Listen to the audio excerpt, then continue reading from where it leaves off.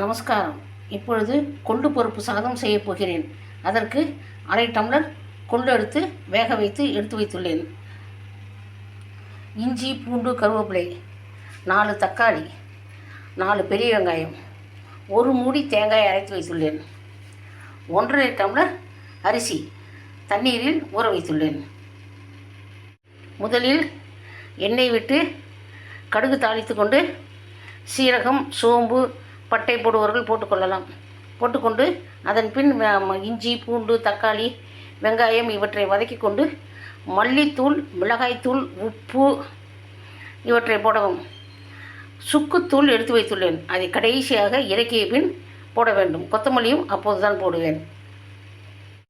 கடுகு தாளித்து கொண்டு அதிலேயே பூண்டு, வெங்காயம், தக்காளி இவற்றை தாளித்து ஆகிவிட்டது. நன்றாக வதங்கி விட்டது. இப்போது மிளகாய்த்தூள், மஞ்சள் தூள், மல்லித்தூள், கொஞ்சம் கல்லுப்பு இவற்றை போட்டிருக்கிறேன். தண்ணீர் ஊற்றிய பின் ருசி பார்த்து அதற்கு தகுந்தாற்போல் கொஞ்சம் சுருண்டு இருப்பதால் போல் காரமாக இருந்தால் எல்லாம் இழுத்துக்கொள்ளும். தண்ணீர் அளவு எப்படி என்றால் 1 டம்ளர் அரிசிக்கு 3 டம்ளர் தண்ணீர். பருப்புக்கு தண்ணீர் விட வேண்டியதில்லை. அதை ஏற்கனவே வேக வைத்து எடுத்து வைத்துள்ளேன். கொள்ளு பருப்பு, வேக வைத்த தண்ணீர், அரிசி மீது ஊற வைத்த தண்ணீர் அனைத்தையும் டம்ளரில் அளந்து போட்டிருக்கிறேன். அரிசி, பயறு எல்லாம் போட்டு நன்றாக இப்போது கொதி வந்து விட்டது. இப்போது நம்ம குக்கர் மூடினால் பொங்காது.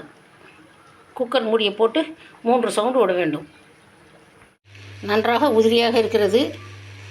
நீங்கள் இன்னும் கொஞ்சம் சேர்ந்தால் போல் வேண்டும் என்று நினைத்தால் 1 டம்ளர் வெந்நீர் காய வைத்து இதில் ஊற்றணும். இப்போது மல்லித்தழை போட்டு விடலாம். சுக்குத்தூள் 1 ஸ்பூன் இது போட்டு விடுகிறேன். முந்திரி பருப்பை நெய்யில் வறுத்து போட்டு கிளறி வைக்க வேண்டியதுதான். சுவையான கொள்ளு பயிர் சாதம் தயார்.